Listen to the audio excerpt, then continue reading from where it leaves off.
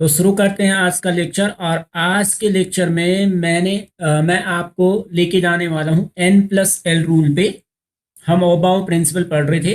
कल की वीडियो में मैंने डिस्कस किया था कि एनर्जी ऑर्बिटल्स की एनर्जी सीक्वेंस को कैसे ऑर्बिटल्स को इंक्रीजिंग ऑर्डर में लगाते हैं, increasing order of their energy कैसे असाइन करते हैं। उसके लिए हमने क्या किया था कि मैंने कहा था कि 1s लिखना है, फिर 2s लिखना है, 2p लिखना है। ठीक है, इस तरह से आपको लिख देना है ये 7s और 7p तक। तो फिर जैसे सभी सब शेल को लिखना है। जैसे कि आपने क्या लिखा, 3s लिखा, फिर 3p लिखा, फिर 3d तक जाना है। इसी तरह से 4s 4p होता है, और 4d होता है, 4f होता है। फिर आपका आता था 5s 5p 5d and 5f आता है। फिर क्या आता है 6s 6p 6d तक जाते हैं, फिर 7s 7p आता है। इस तरह से हमने ये लिखा और फिर इसको जो है क्रॉस करते थे। क्रॉस कैसे करना था, इस तरह से करना था। ये हम कल की वीडियो में सीख चुके हैं। जैसे यहाँ पे मैं क्रॉस करूंगा इसे, तो क्रॉस ऐसा किया, फिर क्रॉस हमने ऐसा किया, ऐसा किया, फिर हमने क्रॉस इसको इस तरह से किया, इस तरह से क्रॉस किया, फिर इस तरह से क्रॉस किया, फिर इस तरह से आप इसको क्रॉस करते गए। फिर आपने क्या किया, इस तरह से यहां पर क्रॉस किया, फिर ये 7s से लेकर के 4f तक क्रॉस किया, फिर यहां पे लास्ट में 7p, और इस तरह से आपको इसे करना है। ये हो गया। और फिर क्या करना था, इसको यहां से आपको इससे जोड़ देना था। इसको क्या करना है, यहां से यहां जोड़ देना है, और इसको यहां से यहां मतलब जोड़ देना है, कहाँ, यहां जोड़ देना है। फिर इसी तरह से ये भी हम क्या करेंगे, इधर ले जाएंगे। मतलब इस तरह से आपका ये वापस जाएगा यहां, और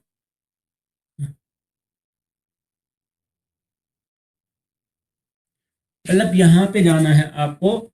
फिर इसी तरह से हमें क्या करना पड़ेगा, इधर जाना पड़ेगा, इधर। तो ये आपका एनर्जी का सीक्वेंस बन गया। आपको शुरू यहाँ से करना है। शुरू कहाँ से करना है, यहाँ पे लास्ट में आना है, और यहाँ से हमें एंटर करना है। तो ये आपका पूरा जो है ना, इलेक्ट्रॉन की एनर्जी की इलेक्ट्रॉन जो है यहाँ से भरने शुरू करने हैं। सपोज करें कि पहले आपने क्या करना है, 1s में हमें इलेक्ट्रॉन भरना है कि 1s की एनर्जी कम है। तो इसका मीनिंग हुआ कि 2s की फिर इससे ज़्यादा है, फिर 2p की इससे ज़्यादा है, फिर 3s की है, फिर आपकी एनर्जी 3p की है। फिर हमने देखा कि यहाँ पे 3p के बाद 3d में नहीं जा रहा, 4s में पहले जा रहा है, तो फिर 4s की है। फिर आपने देखा कि 4s की बाद जो इलेक्ट्रॉन है, 4s के बाद 4s के बाद 3d में जाता है। 4s के बाद कहाँ जाता है, 3d में जाता है। 3d के बाद फिर 4p में जाता है। फिर 4p के बाद आपका इलेक्ट्रॉन जो है ना 4p में गया, इसके बाद 5s में जाएगा। कहाँ जाएगा, 5s में। और 5s के बाद 4d में जाएगा, और उसकी बाद जो है 5p में जाएगा। ठीक है, तो 5p में जाएगा, और इसके बाद आपकी जैसी 5p में गया, उसकी बाद जो है 5p, फिर 6s में इलेक्ट्रॉन जाएगा, लेकिन 6s के बाद 6p में नहीं जाएगा, और 5d में भी नहीं जाएगा। पहले जाएगा 4f में, 5d में नहीं जाएगा, 4f में। और उसकी बाद जो है आपका इलेक्ट्रॉन जो है आपका 5d में जाता है। कहाँ जाता है, 5d में। और 5d के बाद इलेक्ट्रॉन आपका 5d के बाद 6p में जाता है। कहाँ जाता है, 6p में। फिर 7s में जाएगा, ये रहा यहाँ पे 7s, और फिर 5f में जाता है। कहाँ जाता है, 5f में जाता है, और इसके बाद 6d में जाता है। इसके बाद 7p में लास्ट में इलेक्ट्रॉन गया।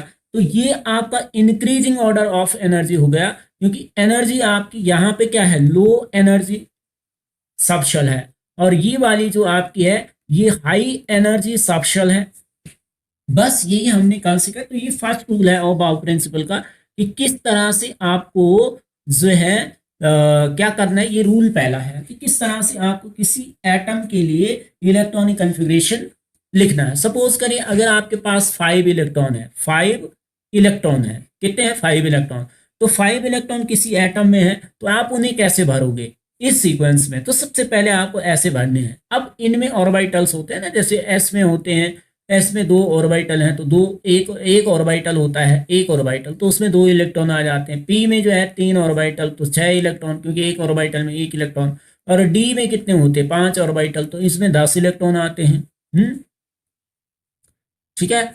इसी तरह से एफ में कितने होते हैं 7 ऑर्बिटल्स होते हैं तो इसमें 14 इलेक्ट्रॉन्स जाएंगे भाई। तो आपको क्या करना है, इसका मतलब हुआ कि एस में कितने, जितने भी यहाँ पे एस है, चाहे 1s है, 2s है, 3s है, 4s है, कुछ भी है, तो उसमें आपको क्या करना है, उसमें आपको 1-2 इलेक्ट्रॉन्स भरने, और पी में 6 इलेक्ट्रॉन, और डी में इस क्रम में डी में कितने भरोगे, आपको जो है 10 भरना है। एफ जो यहाँ पे 4f और 5f है उनमें जो है 14 इलेक्ट्रॉन्स आते हैं। तो इस तरह से आपके कुल मिलाकर के यहाँ पे जो इलेक्ट्रॉन्स आएंगे वो कुछ इस तरह से आएंगे, मतलब वो इलेक्ट्रॉन्स आपके इस तरह से, मैं अब इलेक्ट्रॉन्स को भरना शुरू करता हूं। तो आपको डेमो, सपोज 5 इलेक्ट्रॉन्स है तो पहले क्या होंगे, जब तक पहले 1s में 2 इलेक्ट्रॉन कंप्लीट नहीं होंगे तब तक हम 2s में नहीं भरेंगे। फिर इसके बाद आपको 2s में 2 इलेक्ट्रॉन तो कितने हो गए 4 हो गए। तो अब इसके बाद 2p में इलेक्ट्रॉन जाएगा तो 1। अगर ये 10 इलेक्ट्रॉन होते, कुछ भी हो इलेक्ट्रॉन का नंबर, तो आपको ऐसे ही भरना, 1s में कितने 2, फिर 2s में जाओगे 2, फिर 2p में भरोगे, 2p में कितने भरने हैं, 2p में 10 इलेक्ट्रॉन है तो 10 2p में तो 6 आ सकते हैं, 2 2 4 2 4 ये हो गए और 6 ये हो गए, तो 10 इलेक्ट्रॉन आपके इस तरह से। तो इसी तरह से किसी भी एटम की इलेक्ट्रॉनिक कन्फिग्रेशन हम लिख सकते हैं।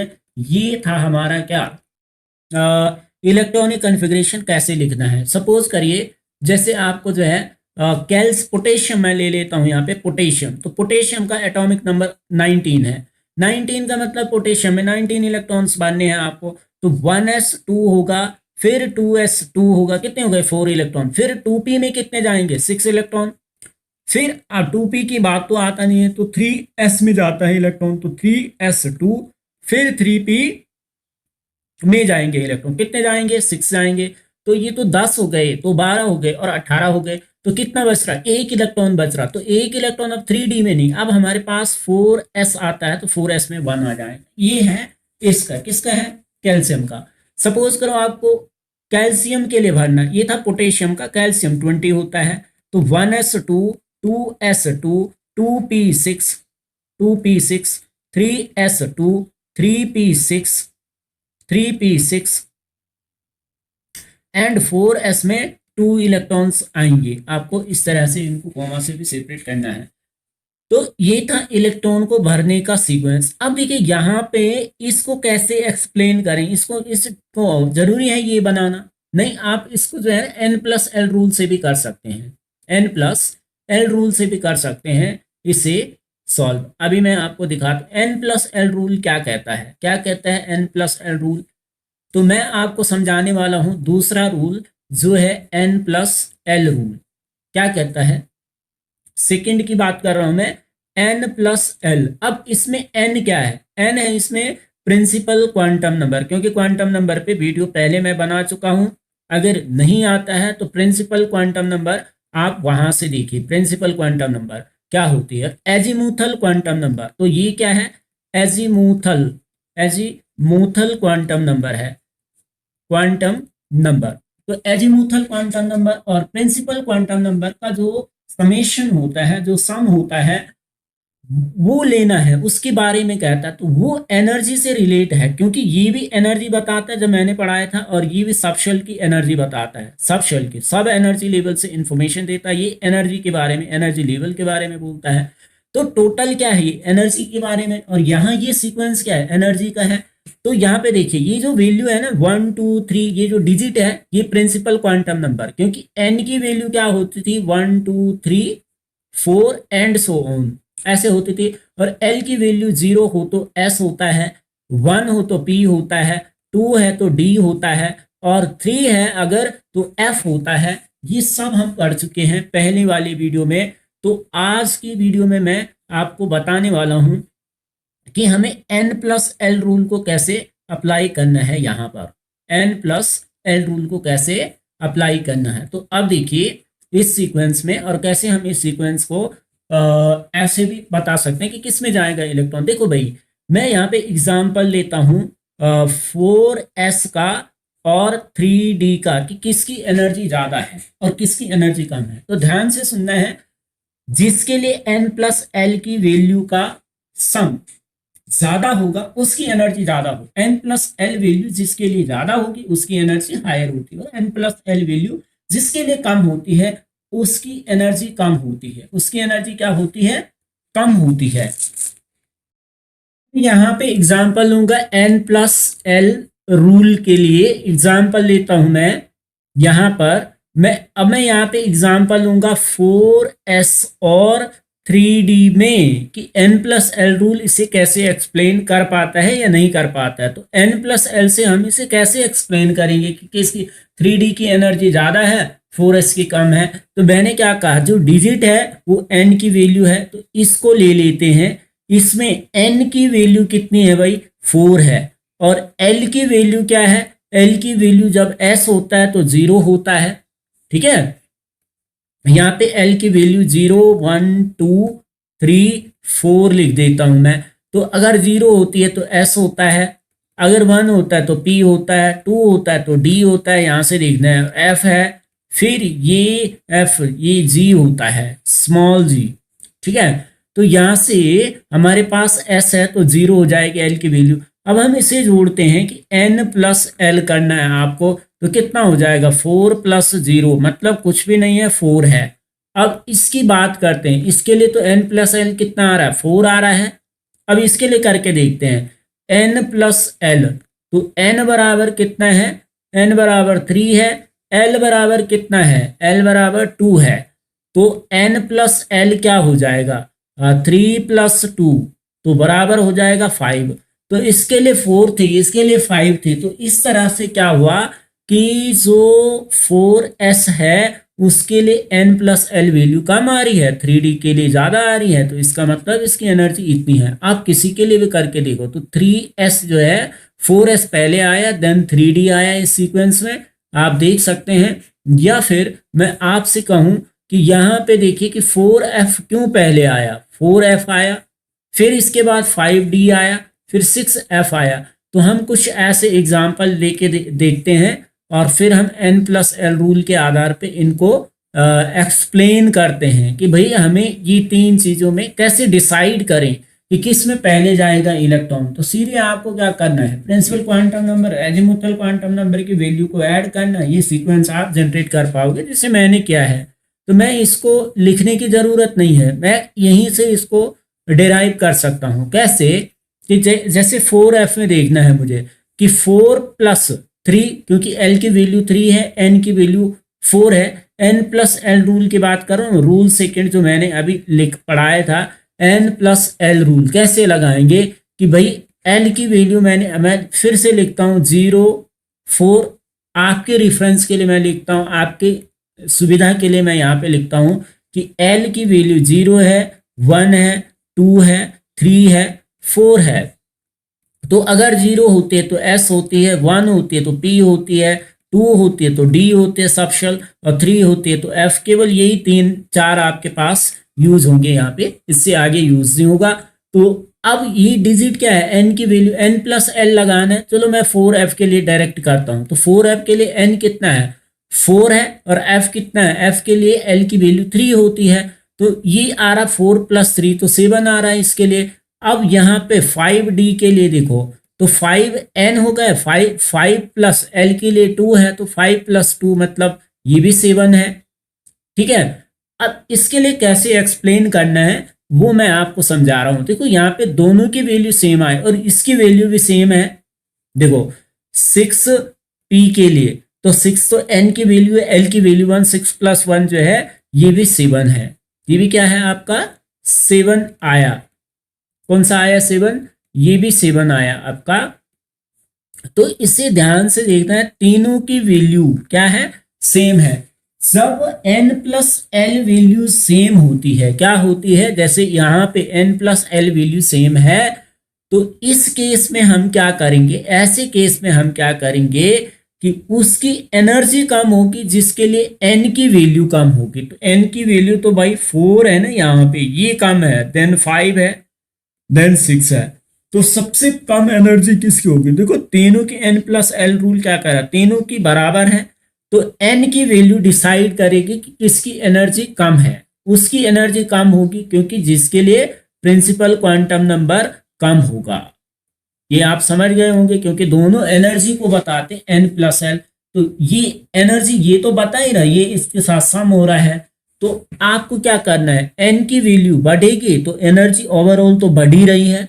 तो जब इक्वल आती है value, n plus L rule जब सेम बता रहा है, तो उसका मतलब हुआ कि उसकी एनर्जी ज्यादा होगी जिसके लिए प्रिंसिपल क्वांटम नंबर ज्यादा होगी। इसलिए 4f जो है में पहले जाएगा इलेक्ट्रॉन, फिर 5d में जाएगा और फिर 6p में जाएगा। क्या आप समझ पाए इस बात को?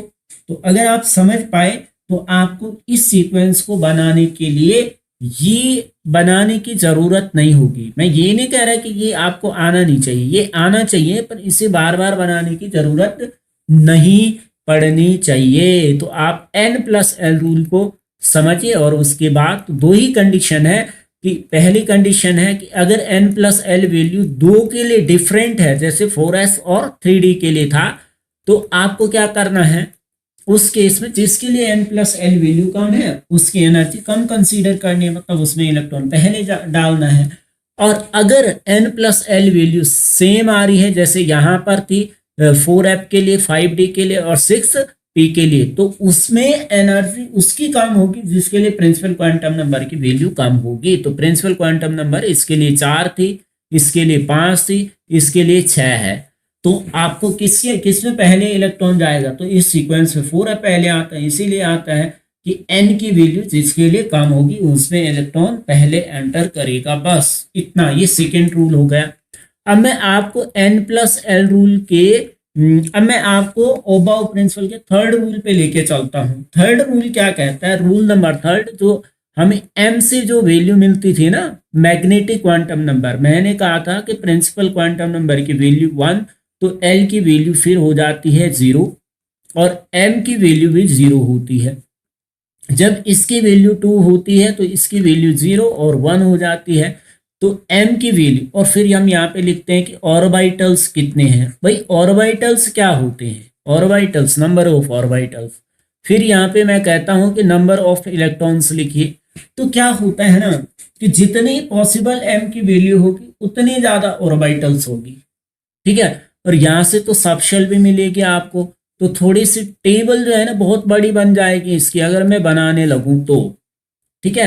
और ये मैं पहली वाली वीडियो में बना चुका हूं, तो आपको पहले वाली वीडियोस देखनी है क्वांटम नंबर वाली में। तो क्या है कि यहाँ पर आपको मैं समझाता हूं कि हाउ मैनी, किसी सबशेल में थर्ड रूल नंबर थर्ड है कि number of orbitals, number of orbitals present in a subshell, in a subshell,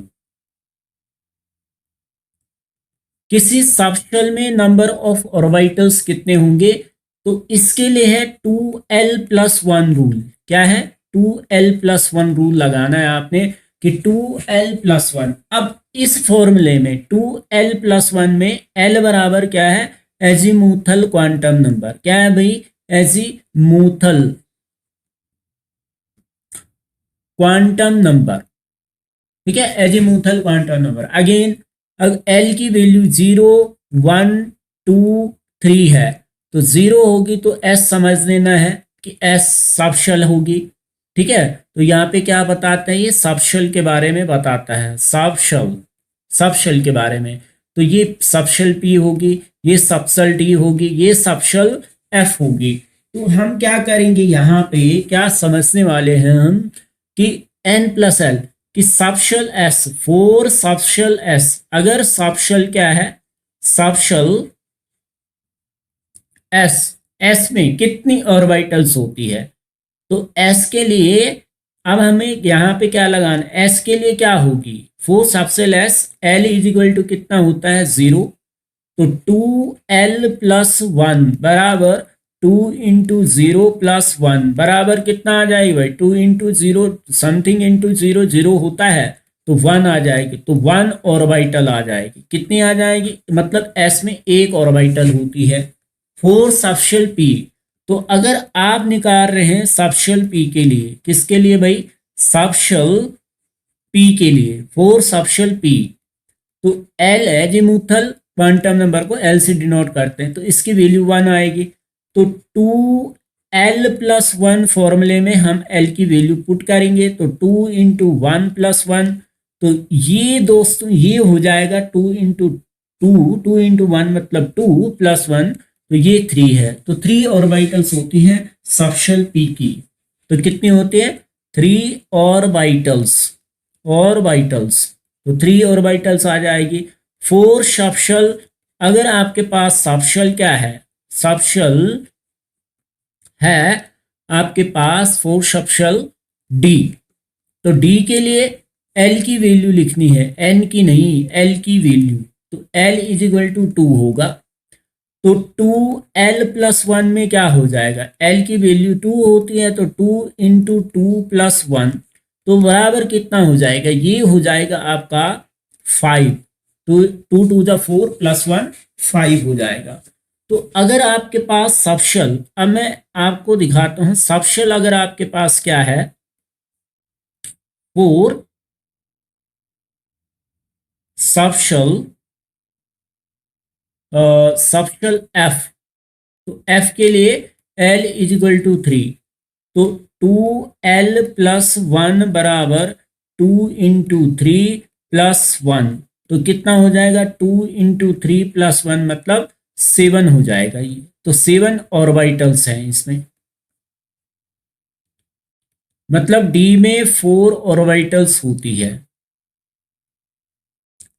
तो क्या सीखे हम यहां से कि सबशेल एस है, इसमें लिखना पड़ेगा मुझे सबशेल, क्या लिखेंगे, सबशेल लिखूंगा मैं, और यहाँ पे लिखूंगा नंबर ऑफ ऑर्बिटल्स, और ऑर्बिटल्स, सबशेल और ऑर्बिटल्स, तो कौन सी सबशेल में कितने ऑर्बिटल, एस है, पी है, डी है, एफ है, तो एस में कितनी ऑर्बिटल, एक, पी में कितनी 3, डी में कितनी 5, और एफ में कितनी 7, तो अगर यहाँ पे जी आती है तो इसमें 9 होगी, और एच आती है तो एच में फिर 11 होगी।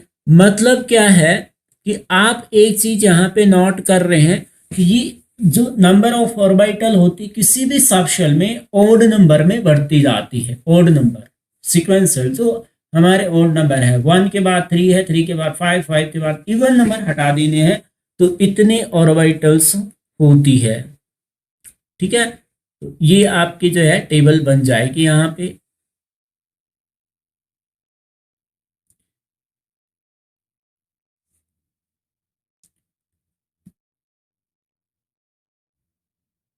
व्हाट हैपेंड, तो यहाँ पर हमारी ये टेबल बन जाएगी ऐसी, और इसको मैं ऐसे इधर टच करूँगा, इसको मैं नीचे ले आता हूँ, और यहाँ पे मैं इसे क्लोज करवा देता हूँ, तो ये आपकी बन जाएगी टेबल।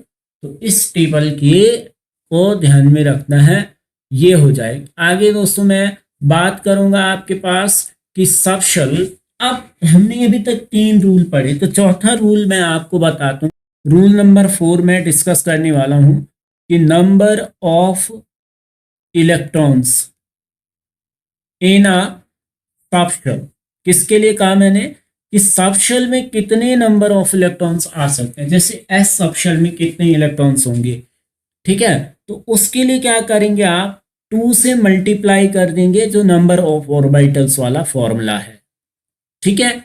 2l+1 ऑर्बिटल्स होते हैं किसी सबशेल में, तो एक ऑर्बिटल्स में 2 इलेक्ट्रॉन, तो टोटल नंबर ऑफ ऑर्बिटल को डबल कर दोगे तो आपका आ जाएगा number of electron present in a subshell, कि एक सबशेल में कितने मैक्सिमम इलेक्ट्रॉन्स आ सकते हैं। तो ध्यान से देखना है इस चीज को, और समझने की कोशिश करना है। जैसे 4s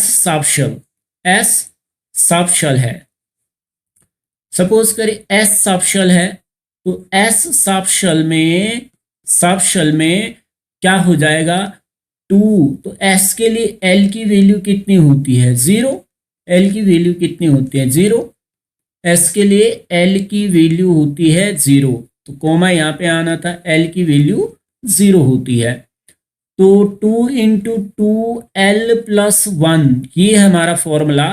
तो 2 इंटू 0 प्लस 1 कर दूंगा मैं, तो 2 कितना है, ये आ जाएगा 2 और अंदर आ जाएगा 0 प्लस 1 मतलब 1 आ जाएगा। तो 2 0 की 0 हो जाएगा, 2 इंटू 1 मतलब 2 हो जाएगा। तो 2 इलेक्ट्रॉन्स आते हैं एस सब शेल में, टोटल 2 इलेक्ट्रॉन्स आ सकते हैं। 4 इसी तरह से 4 पी सब शेल, तो पी सब शेल में एल इज इक्वल टू क्या होंगे, नंबर ऑफ टोटल इलेक्ट्रॉन, तो एल इज इक्वल टू 1 होगा p sub shell, 4 p sub shell l is equal to 1 होता है। तो 2 इंटू टू एल प्लस 1 ये रूल हमने लगाया, और फिर हमने 2 इंटू फिर हमने यहाँ पर रूल लगाया एल की वैल्यू को पुट करना है। तो 2 इंटू 1 प्लस 1, तो 2 इंटू 1 मतलब 2 प्लस 1 3, और 3 2 जा 6, तो 6 इलेक्ट्रॉन्स आ जाएंगे किसमें, पी सब शेल में। टोटल जो है 6 आते हैं पी में, ठीक है। तो वो हमने वहां पे बताया। 4 डी सब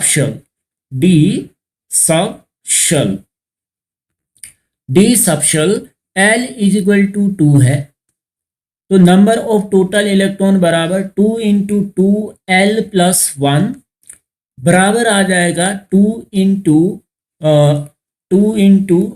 two plus 1, that is the 2 into 5 आ जाएगा, और इक्वल आ जाएगा 10 इलेक्ट्रॉन। तो डी सब शेल में मैंने कहा था ना आपको कि अगर NS है तो NS में 2 इलेक्ट्रॉन भरते हैं उस वाले में, फिर NP अगर है उस वाले सीक्वेंस में तो इसमें P में 6 भरते हैं, ND में 10 भरते हैं, NF में मतलब NF जैसे 4F था 4P था, 4F था 5F था, तो इसमें 14, और D किस में होता है 3D भी था, उसमें 4D भी था, 5D भी था और 6D भी था, तो 30 इलेक्ट्रॉन्स तो इसी में आते हैं, है ना।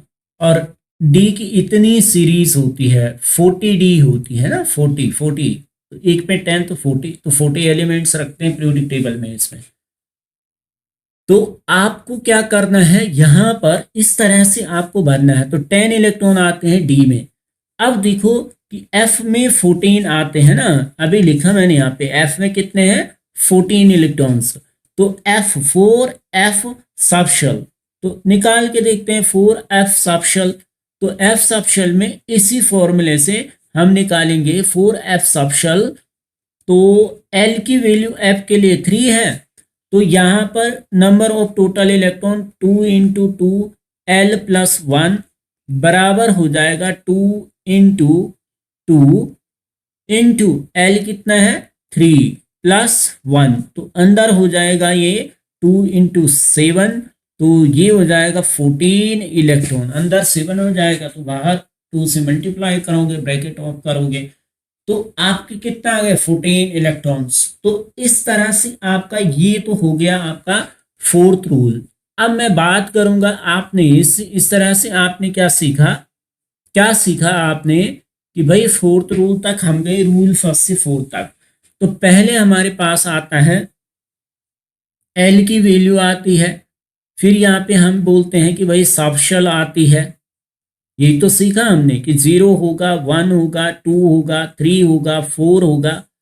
तो यहाँ पे सब शेल क्या आती है, सब शेल आती है। सब शेल के लिए क्या फॉर्मूला था 2l प्लस 1, नहीं, सब शेल के लिए फॉर्मूला है यही वाला एल वाला, ठीक है ये वाला। फिर यहाँ पे आते हैं नंबर ऑफ ऑर्बिटल्स, तो ऑर्बिटल्स के लिए 2l प्लस 1 फॉर्मूला है। फिर आप कहते हैं कि भाई टोटल इलेक्ट्रॉन्स, तो टोटल इलेक्ट्रॉन्स के कितने इलेक्ट्रॉन्स है, तो इसी फॉर्मूले को 2 × 2l+1 कर दोगे आप। तो यहाँ पे देखो, अगर सब शेल s है तो यहाँ पर क्या है, एक ऑर्बिटल होती है, 2 इलेक्ट्रॉन होते हैं। अगर सब शेल क्या है, 1 है, तो सब शेल क्या होती है, l की वैल्यू 1 तो p होती है। इसमें 3 ऑर्बिटल तो 6 इलेक्ट्रॉन होते हैं। ये रख के देखोगे आप, l की वैल्यू यहाँ गिवन है। और अगर ये 2 है तो d हो जाएगा। तो ऑर्बिटल्स कितनी हो जाएगी, 5। इस फॉर्मूले 2l+1 रखोगे, l की वैल्यू यहाँ 2 रखोगे तो ये 5 हो जाएगा। और 10 आ जाएंगे इलेक्ट्रॉन्स इस सब शेल में। f है तो यहाँ पर ये 7 हो जाएगा और यहाँ पे 14 के आ जाएंगे, इलेक्ट्रॉन्स आ जाएंगे।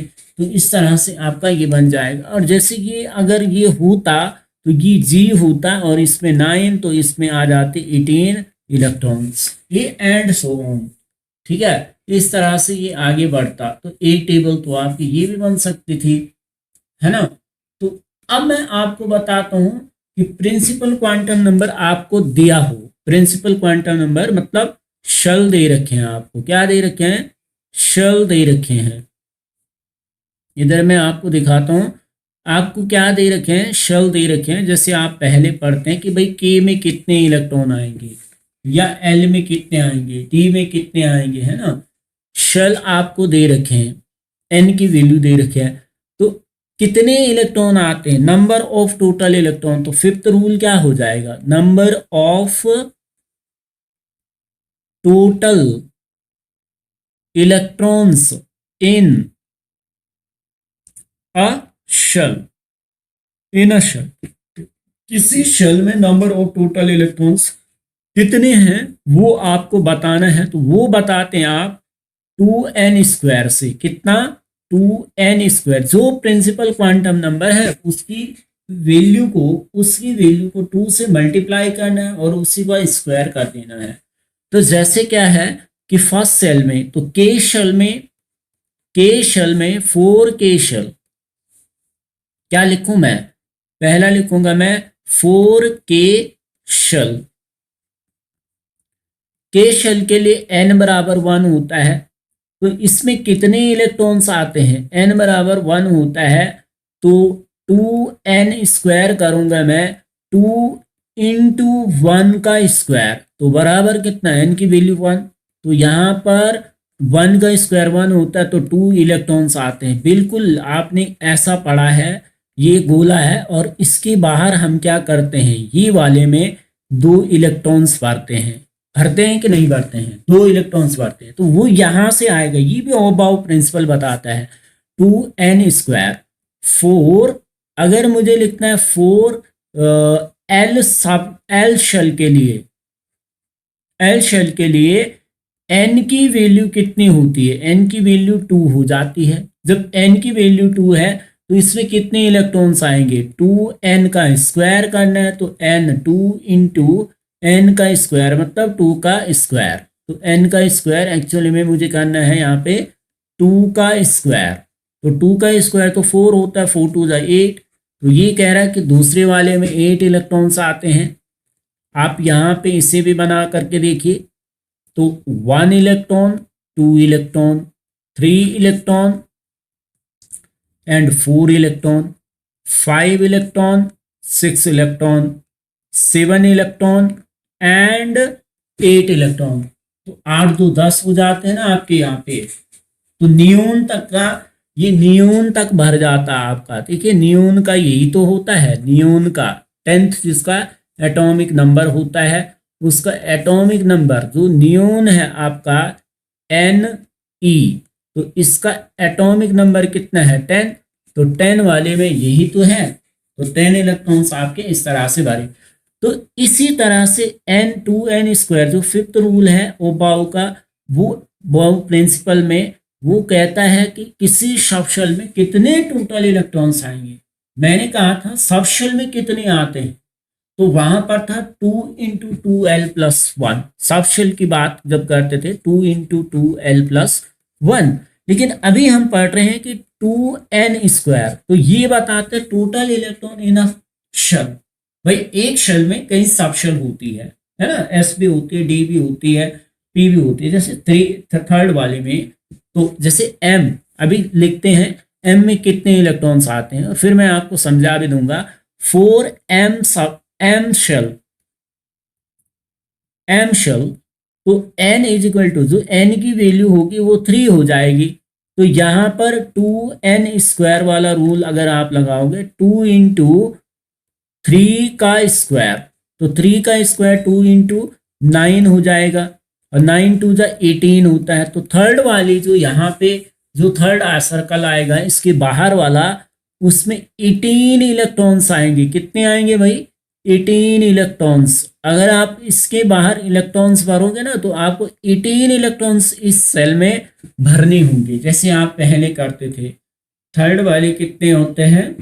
18 इलेक्ट्रॉन्स होते हैं। कैसे होते हैं 18? मैं आपको समझा भी देता हूँ कि सब शेल इसमें इसमें जैसे 3 लिखते हैं आप तो 3s होता है, 3p होता है, और 3 में d भी होता है। तो यहाँ पे 10 आता है, यहाँ पे कितना आता है?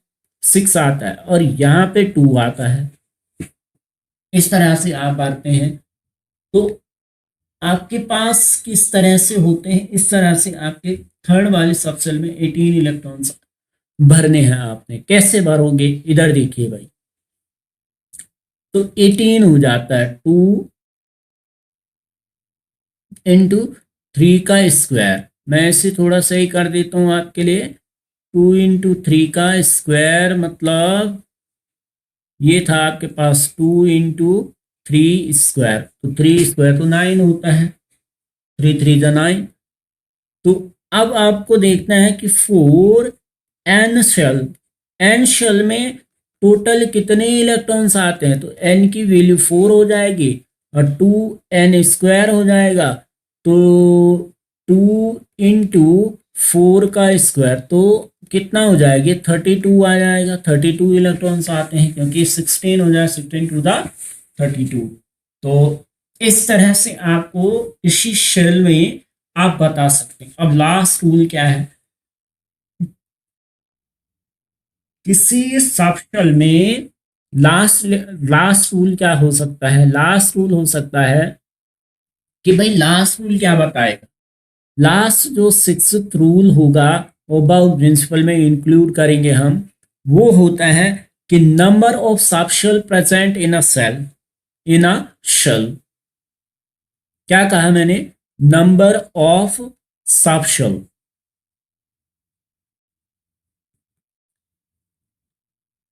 इन a shell. Number of subshell कि एक शेल में कितने सबशेल हो सकती है। ये वाले जो आपकी ये है ना, ये वाली शेल हो गए, ये वाली, ये सर्कल जो है ये शेल है। इसके अंदर एस पी डी एफ कौन कौन से रहेंगे? तो ये आपसे पूछ रहे हैं कि भाई अगर आपके पास ये है तो इनके अंदर कौन कौन सी सबशेल होती है। जैसे ये के है, ये एल है, ये एम है, और इसके बाहर एन है। तो के में कौन कौन सी आएगी? ठीक है, या कितनी सबशेल होगी? क्वेश्चन है यहाँ पे नंबर ऑफ सबशेल की कितनी होगी। भाई 1 होगी, 2 होगी, 3 होगी, 4 होगी। तो यही है यहाँ पर। तो इसको समझने के लिए आपको क्या करना पड़ेगा कि भाई मैं स्टेटमेंट लिखता हूँ, नॉट, इसको ध्यान से देखना है कि देखो किसी भी सबशेल में जो nth है, nth का मतलब n, जो nth नंबर, जैसे यहाँ पर ये फर्स्ट है, ये सेकंड है, थर्ड है, तो थर्ड सेल में क्या होते हैं? तो nth शेल में n number, n number of subshell होती है। क्या होती है? क्या कहा मैंने? nth shell contains n number of subshells होती है। इस nth में, जैसे फर्स्ट में, अब मैं कहता हूं कि फर्स्ट सेल में मैं यहाँ पे लिखता हूँ nth, मतलब मैंने ऑर्डिनल फॉर्म में लिखा है इसे। तो फर्स्ट, जो फर्स्ट शेल है, तो फर्स्ट शेल मतलब की, ठीक है।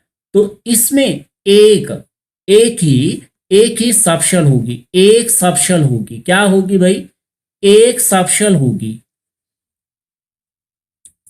ये इसका मतलब है कि एक सबशेल होगी। और सेकंड में, सेकंड जो शेल है वो क्या है? एल वाली है। इसमें दो होंगे क्योंकि ये सेकंड है, दो वाली में दो होगा। 10 सबशेल, अगर 10 टेंथ शेल है ना, तो उसमें 10th सबशेल होगी।